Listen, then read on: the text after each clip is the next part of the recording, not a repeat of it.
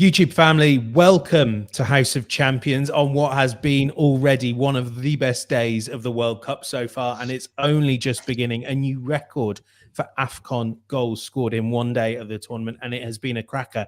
I'm joined by Jonathan Johnson, Mike Lahoud, and Tolu Olusoji to break it all down. House of Champions starts right now. Remember, everyone, we're going to be here with you every single day of the World Cup, at least one show, if not two, breaking down all the big moments, all the big talking points.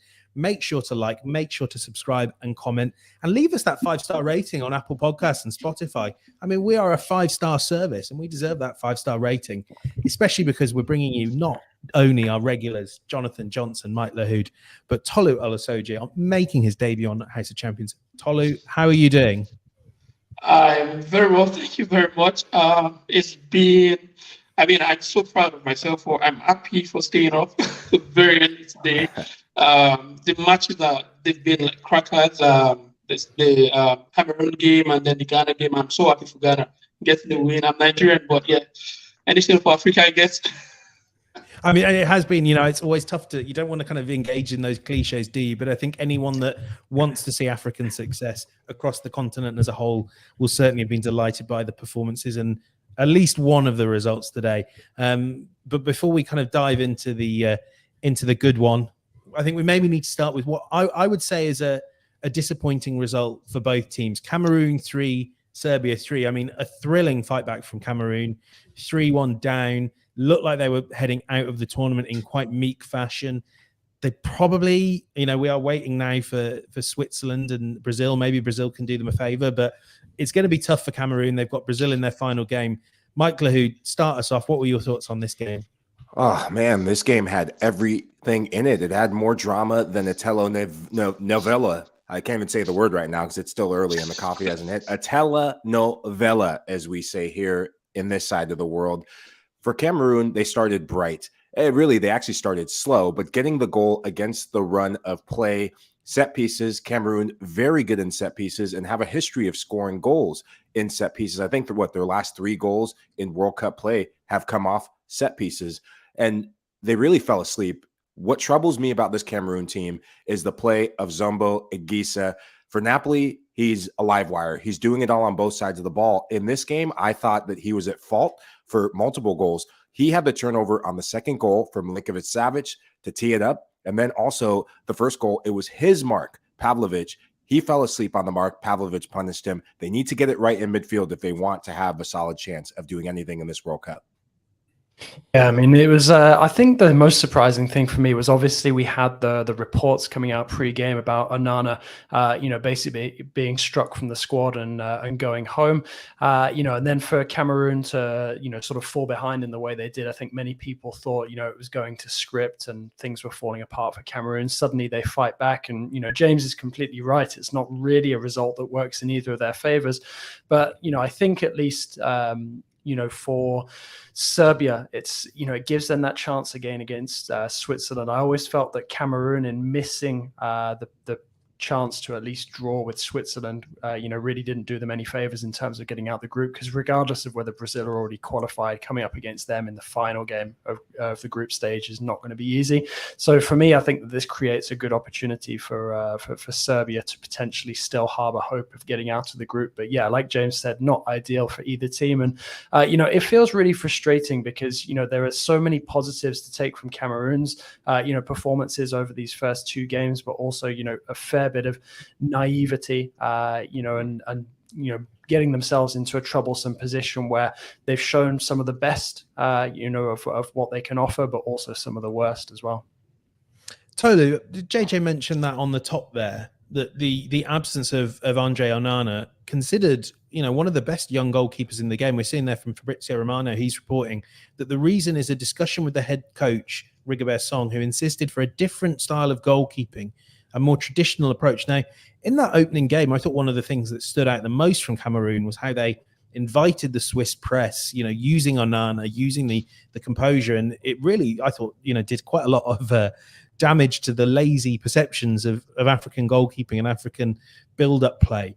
It's very curious. Now, could you maybe shed some light on his absence, what's going on there? I know that also before the tournament, there were a few question marks over the players Rigobert Song had selected. So what is going on with this Cameroon setup? I don't think they really made this drama for the World Cup, and then things were almost going south for them, right? Before he made a masterstroke, because the other game he pulled out the striker choupo-moting, and then brought on Abubakar when he could have played both of them, and then but he kind of like improved on that today, and then they got the goals from both of them. But with Andre Nana, personally, I think he's going through what is the most difficult time of his career. Right? Remember, last year he was unable to play because of doping charges, right? And then this time again, when he's getting it together for Inter Milan, he successfully benched Samir Andanovic at Inter Milan because he has the quality to play with his feet, and the opening game also he also showed that he also got the record for the goalkeeper with most touches in the World Cup game, and then we thought we were going to see more of that.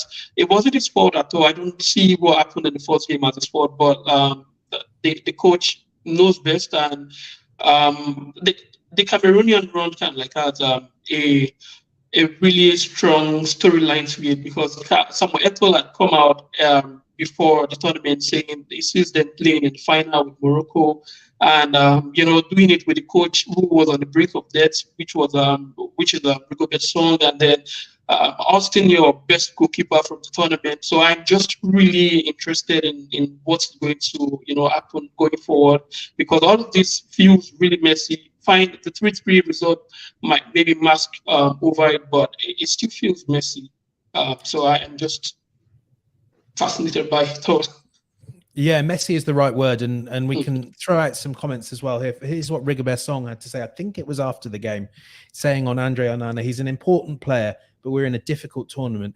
I know what I have to do, and that is to ensure the team takes precedence over individuals. Andre wanted to step out, and we accepted that position.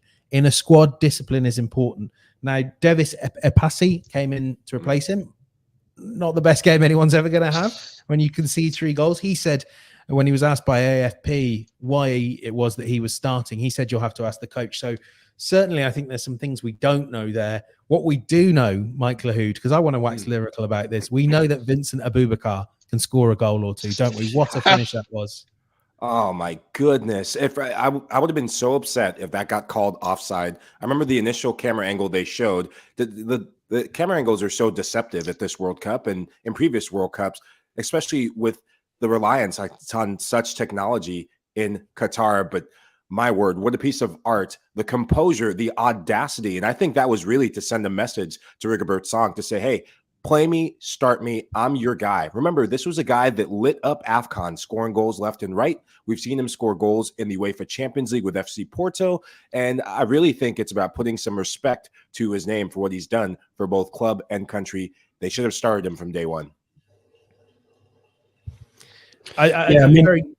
Go on, JJ. Sorry, no, I was just going to jump in and say, I think as well there were. I mean, obviously we can talk at length, about Cameroon, but there were some brilliant moments for that Serbian side as well. I mean, the third goal, Mitrovic, absolutely, toying with the defense before putting it away, and it's.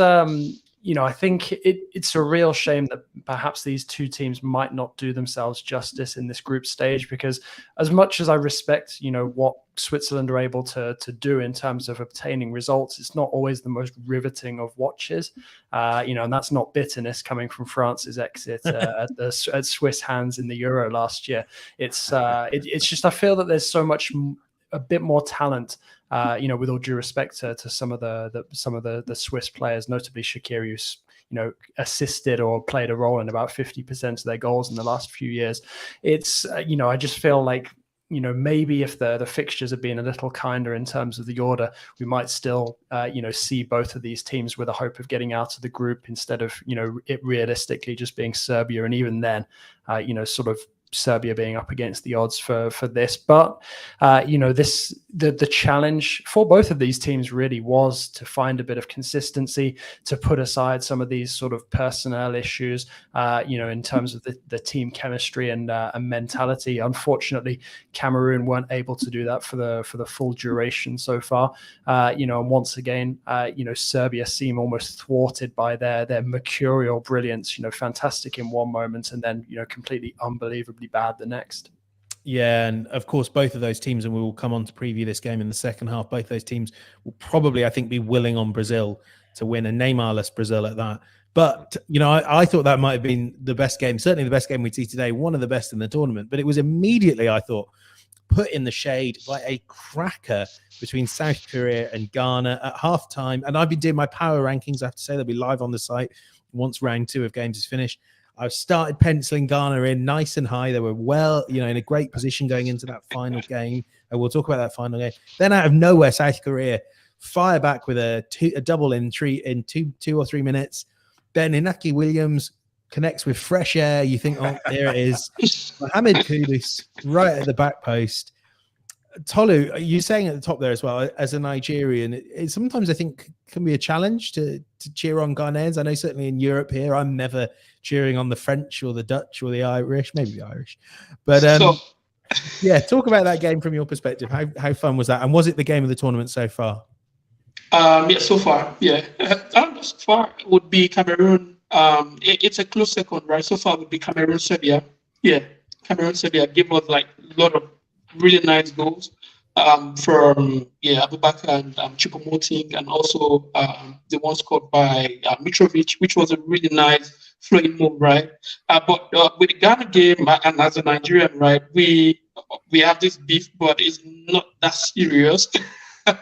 You know what I mean? Yeah, it's more like we're like in a relationship, right? And then even outsider comes, want to fight in any, we'll brawl in any outsider come, and then want to interfere. We tend to like fight on the outsider. So, but really, I'm really excited for Ghana. The only issue I had was the 2 goals scored by Cho, the South Korean striker. So it was more like because Ghana's coach is a scout for Borussia Dortmund, right? So it was more like there was not enough due diligence done on a striker, probably because he plays in the K League. But then is the top scorer is Torin, and you had like a really good crosser at the left back, and 2 goals, similar situations. They were ball watching, not looking at a towering striker who was creeping in behind.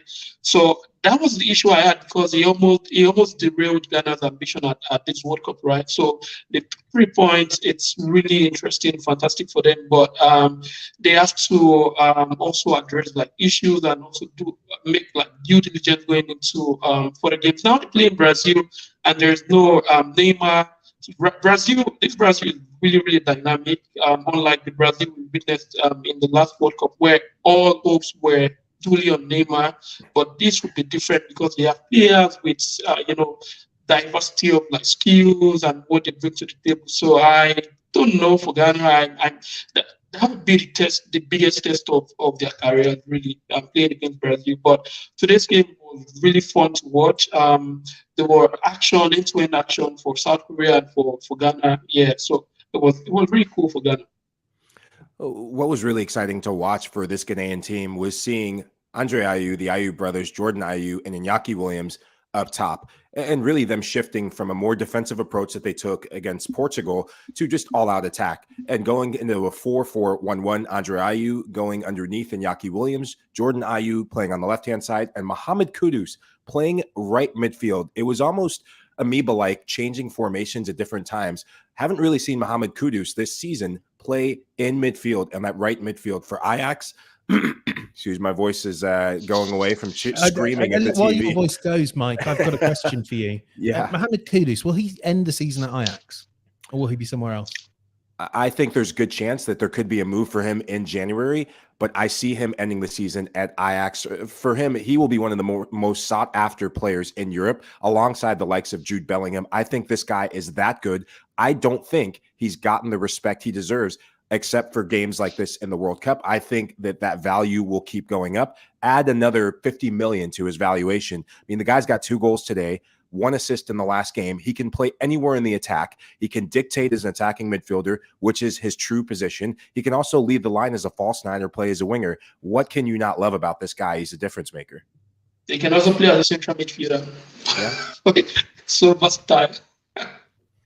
I think as well, I mean, this this result really gives Ghana a chance to get out of the group now, because I feel like Uruguay, I mean, especially based on that result, they're going to be looking back on that opening draw against South Korea thinking they really should have taken the points, because as much as this is not the greatest Portuguese team that they're going to be coming up against later today, they still have a lot of quality there. They're still going to be very difficult to play against. And Uruguay could go into that game against Ghana under real pressure now, and be behind them in the group. And I think it's a big opportunity opening up for this Ghanaian side. I mean, I think maybe people were a bit deceived by when they looked at the Ghana squad on paper, saw its ranking, because I think Ghana came into the World Cup as the lowest ranked team. They would have seen that it was actually quite a deceptive ranking, and that this Ghanaian team has a lot more talent than maybe people gave it credit for. And then, to suddenly, put South Korea to the sword, they could potentially do the same to Uruguay as well, because Uruguay, as good as a lot of their players are in different positions, they're like many teams in this World Cup where either their best attacking players are sort of in decline, or they don't have somebody who, can be relied on to be scoring game in, game out. So there's a lot of pressure on Darwin Nunez going into that Portugal game. And if he doesn't score, then, I think the expectation and the worry that Uruguay will make an early exit, could see Ghana get the better of them in that final game. Yeah, we're going to talk about that one because that is a game with some history to it. But also, before the break, let's briefly dwell on South Korea as well. They're probably, they're going to need some helping hands along the way if they're going to escape. 2 games, 1 point, -1 goal difference now. And of course, it's all ended in real frustration. Paolo Bento sent off at the final whistle. You could see, without wishing to dive into meme territory, we got quite close to saying, cheers, Son crying. Heung-min Son devastated. I think it's pretty obvious he's not at full sharpness. Kim Min-jae as well. I mean, this is what happens at an international tournament when your 2 best players, or 2 of your best players, are not able to give it their all and not quite there. So South Korea is going to be very frustrating. Of course, we've got Portugal, Uruguay coming up at 7 p.m. Cristiano Ronaldo, who knows, maybe might be hanging around in this part of the world for a little while longer, heading across the border to Saudi Arabia. But we'll leave it there on those 2 games. After we come back, we're going to take a temperature check with Tolu, with Mike, with John on the rest of the teams in Africa. Look ahead to the final games. And we might talk a little Karim Benzema as well, and whether we might see him again at this World Cup. That's all to come after the break. Don't stop watching. Christian Pulisic. Outstanding from the American. All skill, all class, and all American at work across the pond. Pulisic finds the net. The UEFA Champions League. Stream Chelsea matches live February on Paramount+. The soccer world's eyes are focused on Qatar for the biggest event on the global stage. Stay up to date with every story and every heart-pounding moment with the Golazzo Starting 11 newsletter from CBS Sports. It's your ultimate guide to the beautiful game, taking you behind the pitch and around the globe with expert analysis of everything you need to know in the world of soccer. Sign up today for free at cbssports.com/Golazzo. Once again, it's the Golazzo Starting 11 newsletter, and you can sign up free at cbssports.com/Golazzo, Golazzo. And we've seen plenty of those Golazzos over the last few hours and the last few days. So we've talked a little bit there about Ghana, a little bit about Cameroon, 2 other African teams, and Tolu, with your expertise, and Mike as well, this part of the world very well. Let's have a look at the temperature check on the African teams, starting with the positives. Morocco, suddenly well placed in Group F, 4 points, level on points with Croatia at the top of the table, just struggling a bit on goal difference, but they've got an eliminated Canada to come in their final game. Tolu, what have you liked about Morocco, and should we expect them to reach the knockout stages? I expect them to. It's a continuation of what has been happening domestically for Morocco, right? You look around a club from Morocco is the CAF Champions League winner. A club from Morocco is the CAF Confederations Cup winner. And then Wydad Casablanca was led to the trophy by the current coach. And then, the only concern there was whether or not he had enough time to, gel in with the team because he was just brought on board halfway through this year, right? And then it's been really, really fantastic because the first game they played, they played, they could have gone ahead and win the game, right? And then this game was real shocker against Belgium. But again, if you look at the track record of Morocco in World Cup, the last World Cup they almost went through. They had like a really nice tussle with Portugal and Spain. They were just unlucky to not nick it. So I see Morocco getting out of this group here. Belgium are not. I don't know. They're not. If you look at the body language of players like Kevin De Bruyne, it doesn't feel as if he wants to be at the World Cup. So, yeah. Yeah, I think that's very true. And look, this Morocco team has the talent, I think, to test a lot more teams down the road beyond just Canada. I would not expect them to go out just at the round of 16. They could be a real challenge, and keep an eye on them. JJ, it's not going so swimmingly for some other teams as well. Senegal and Tunisia. I mean, Senegal very much their fate's still in their hands, third place, but with those 3 points they picked up against Qatar. What do you make of them and Tunisia as well? Started so well for them, didn't it, against Denmark? But unsurprisingly, or a very surprising defeat to Australia has probably ended their chances, hasn't it? Yeah, I think so. I mean, starting with Senegal, I think, there was always going to be, Senegal's World Cup was always going to be viewed through the frame of whether Sadio Mane was there or not. Obviously without him being there, that hit their chances in Group A a little bit. To be fair, I think many people expected the Netherlands to finish top. I certainly did. So seeing them lose to the Dutch, perhaps wasn't that big a shock. And then obviously, Senegal have recovered since, beaten hosts Qatar, who have already been eliminated, first team to be eliminated from the World Cup. So as you said, they do still have their fate in their own hands.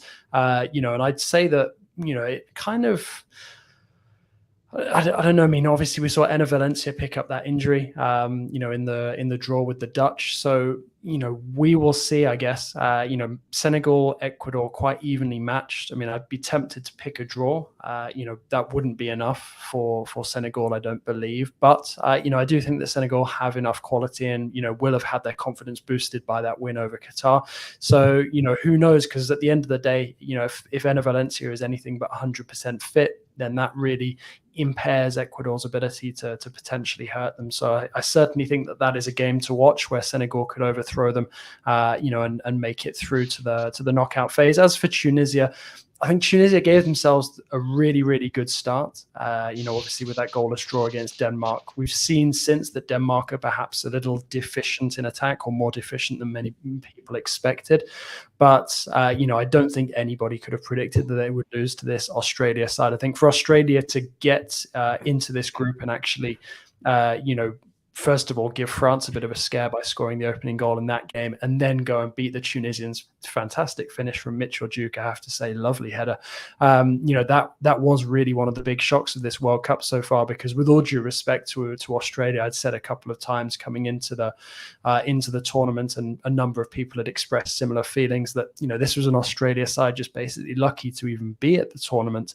So for Tunisia, who I had seen up close a couple of months ago when they had a friendly against Brazil at Parc des Princes here in Paris, I thought without the red card, they looked pretty solid, and I expected them to give, every member of the group quite a stern test. And yet here we are, sort of one game before the end of the group stage, already with them looking down the barrel. And I think, again, like so many teams in this World Cup, the absence of a real sort of established goal scorer within the team, or somebody who can at least be relied upon to be a goal threat, has really cost them dear. Because that's the one thing I guess I would say, observing this Tunisian side, because I get to watch a lot of them playing in Ligue 1. There's a real question of consistency. You have some players who on one day can look like a world beater, but then on another day they'll be completely absent. And I think, unfortunately, when you come into big international tournaments like this, you can't afford to have too many passengers, and it just seems like they don't quite, have the right setup in attack. You'd look at the squad and expect somebody like Wabi Kazri, to be more of a consistent threat in front of goal, and he's even facing a battle to get into the starting 11. So yeah, very disappointing for Tunisia, and it's a real shame as well, because that final group match against France, that it's not, I mean, I wouldn't call it a derby, but it's a match that's going to be really hotly contested because of the links between the two countries. So, for Tunisia to not have that much riding on it because of some very naive mistakes and not enough cutting edge is a real shame for the World Cup, I feel. Well, if everything is on the line for a lot of these teams, it just got up 1 degree more for the game that I'm looking forward to most. I think this is a game that could be defining and redemptive for Africa. Take you back to 2010, World Cup being in South Africa. We all know where we were. I was definitely at the pub, as I usually am, for World Cup matches. Won't tell you the beer I was drinking because, well, that's not what the show is about. But back to the matter at hand.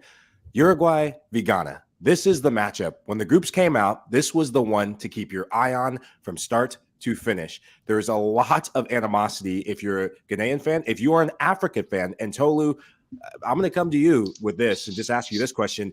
How angry were you, before I make my point, how angry were you with that Suarez handball? Because I was incensed when it happened. I was livid.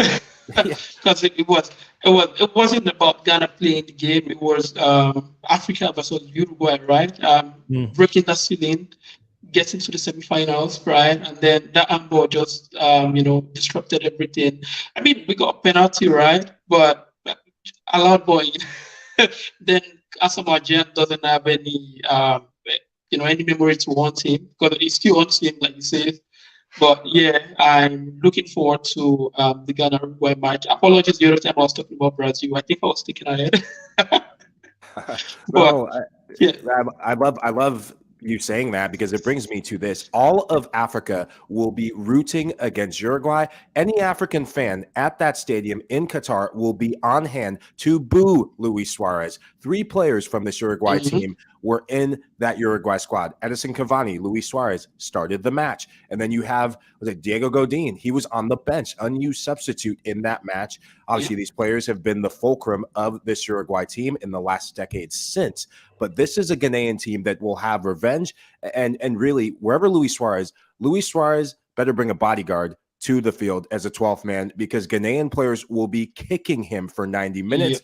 And I just hope that this is a Ghana team. If you look at the last World Cup in 2010, not the last World Cup, but 2010, there's a lot of similarities I think of with this Ghanaian team in terms of they had a good defensive midfielder, Thomas Partey, that player. Suleiman Muntari playing at the peak of his powers for Inter Milan at the time. They had a live wire and an X factor in Prince Boateng in the midfield, attacking midfielder. They have Mohamed Kudus as well. And then up top, they have some players who could contribute as well. I just think this is a Ghanaian team that could have the shock of the tournament by beating Uruguay. It'll be all to play for in the end. And I think today's victory can set them up for an even better result against Uruguay. So yeah, indeed. I mean, although I have to say, for me, kind of seeing this result, all I could think was it's going to be horrible because if there's any team you can rely on to be not the villains, the rogues, let's say. The team that play on the edge, that bend the rules, but damn it, they get results. It's Uruguay, and I think it's going to suck if and when Ghana get Uruguayed by Uruguay. I think that's my big fear going into these final games. But between now and then, there's still some cracking football to come, including today. Brazil versus Switzerland kick off in 15 minutes, so I don't think there's any point previewing that at too great length. 2 changes to the Brazil team based on injuries. Danilo has come out of the side and been replaced by Eder Militao, not the 7,000-year-old fossil that is Dani Alves. And Lucas Paqueta keeps his place, but I suspect is stepping into the role that Neymar has left empty with his injury, which we know is going to keep him out at least for the remainder of the group stages. Lucas Paqueta kind of playing as the number 10 or the most advanced in a 4-3-3, and it's Fred that comes into the team.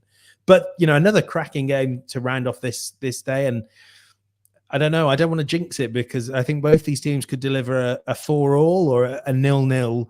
But Portugal against Uruguay, Cristiano Ronaldo, Darwin Nunez, so much attacking talent on the pitch. The more I talk about this, Mike Lahoud, the more convinced I am. It's going to be 0-0, isn't it? Yeah, you can never get your hopes up, but I think the World Cup and match day 2, the games are starting to kick on. I think teams are really going for it, almost sometimes with reckless abandon. And this is a Uruguay team that I think this sort of game, it'll benefit them. Portugal will want to really make a statement and get a win. I mean, for them, they have the confidence, they have the players that they should go into each match and win at all costs. And I just wonder if, Uruguay with their defensive stubbornness, I think that midfield three, Fede Valverde in particular, and Bentancur, I think they will need to have the game of their lives to get Uruguay the 3 points and a good result. I'm pretty cool at 2-2. Given the fact that Portugal are not the most fluent team, especially when Ronaldo is playing. The recent example I have was the Nigeria-Portugal game and then the Ghana-Portugal game. It was really fluent with Nigeria. There was no Ronaldo inside. But the Ghana game, it was a bit stifled. They had to play to its strength. So today, but I mean, there's going to be a lot of goals today. 2-2, I'm predicting, because Uruguay has firepower. They have David Nunez, they have Luis Suarez, they have Edson Cavani, and then you have Valverde who could shoot from anywhere, and you have Portugal also. But 2-2 is what I'm going for. Yeah, I mean, the talent was definitely there with Uruguay in that last game, but didn't kind of quite manage to blend it into a cohesive system. I thought Suarez was so poor, and I think the change I would make.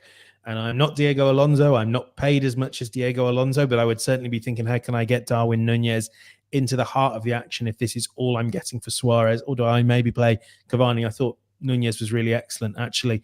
For Portugal, does Cristiano Ronaldo hinder more than he helps? He got that penalty. He's got his goal at 5 World Cups. Maybe now is the time for an adult conversation where you say to Ronaldo, congratulations on your records. Now clear off, kind of like Man United did, which we will see. To be fair, if you speak to a lot of Uruguayan fans, though, quite a few of them feel the same way about Godin as well. He's been a stalwart in that defense for such a long time, but Father Time remains undefeated, and many people feel like he's now more of a liability than actually sort of that insurance policy that he used to be. Yeah, it's very true. Jimenez was excellent, though, I want to say. Yeah. But a couple of final things I want to hit on before we call it a day here, so we can all chow down on some Brazilian soccer. Interesting reports coming out of France, JJ, that Karim Benzema could be back. Now, Didier Deschamps did not replace him in the World Cup squad. So what do we think is going to happen here? Oh, yeah, it is interesting. I mean, the reports, I guess, of note at the moment are actually coming out of Spain, where they're saying that he's sort of ahead of expectations in terms of his recovery from injury. But the reports in Spain, the reports from France have made note of the fact that, if France were to go all the way and win the World Cup, because he is part of the squad, and was never removed from it, Benzema would be eligible for a winner's medal, if they got that far. But, you'd also assume that if he's still on the list then and, is, further along in his recovery than expected, then surely there's the possibility that he could rejoin the squad at some point. So obviously that's a tantalizing subplot in this World Cup, which is actually going pretty well for France so far, despite all the adversity they've faced in terms of injuries and player unavailability. So definitely one to keep an eye on. One to watch, although... Let's be honest. Let's call a spade a spade. Why would you drop Olivier Giroud, the handsomest, most talented striker in the world? And finally, and I've been told to ask by producers, I'm told that Canelo Alvarez is a famous person. I'm told this is kind of like what my dad gets like with pop music. But whoever this man is, and maybe Mike, you can shed some more light on the story. I believe he's Mexican as well, and he's had words. He's got words for Lionel Messi, one of the greatest athletes of all time. He better pray to God I don't find him. Yeah. Mike Lahoud, what happens if Canelo Alvarez finds Lionel Messi? Absolutely nothing. I'll tell you that. This is absurd. This is preposterous. Canelo's reacting and really showing the frustration that a lot of Mexican fans have with the loss to Argentina. He's saying that Lionel Messi disrespected the flag. Lionel Messi taking a Mexican jersey, putting it on the ground, as it sometimes happens in locker rooms. I've been there. It happens. Takes his boot, and Canelo looking for something to get angry about. What he should really be angry about is Mexico's performance at this World Cup and Tata Martino's tactics. Got it completely wrong. Get out of here, Canelo. We don't need that distraction. Yeah, although let's be frank, if he found Tata Martino in Messi is done. Pound for pound, one of the best boxers in the world. Four world championship in 4 different categories, rather. So I hope he doesn't get closer to Messi. 4 world championships, but 0 Ballon d'Ors. So I know who I'm backing in the fight. Just give Messi a football.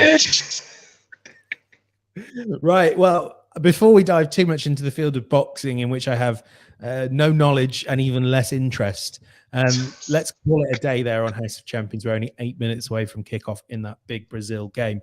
Thank you so much for listening to our podcast today. Please take a moment to leave us a rating and review on your favorite podcast platform. We're on Apple Podcasts, Spotify, Stitcher, anywhere else you listen. If there's a place that you listen to podcasts, we were already there. We're also available as a video. Subscribe on YouTube if you want to see as well as hear this fine chat. You know, we are 2 senses there. We'll try and come up with something you can taste as well. Thank you ever so much for watching. Thank you, John, Mike, and Tolu for joining me today. Ian Joy will be back very soon, but he's left the host seat warm for me. Thanks very much for watching. Bye-bye.